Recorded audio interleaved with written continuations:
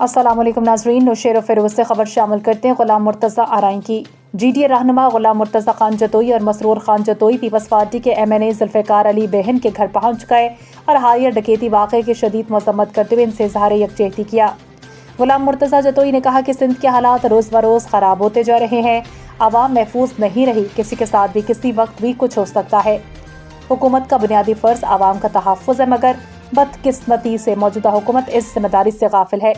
उन्होंने कहा कि हुकूमत को चाहिए कि अवामी तहफ़्फ़ुज़ का अव्वलीन तरजीह दे और वाक़े की शफाफ इंक्वायरी की जाए ताकि मालूम हो सके कि वो डाकू कौन थे जो एक शरीफ ख़ानदान के घर में घुस कर MNA को यरगमाल बनाकर कीमती सामान लूट कर फरार हुए। उनका मज़ीद कहना था कि ऐसा महसूस होता है कि मुल्क के हालात को दानिस्ता तौर पर ख़राब किया जा रहा है। इन्हें वाक़े जी पोइ तहक़ीक़ात थियणु खपे त केरु आहे, किथां जा, मक़सदु छा हो, पर्पज़ छा हो इन सॼे कमु करण जो।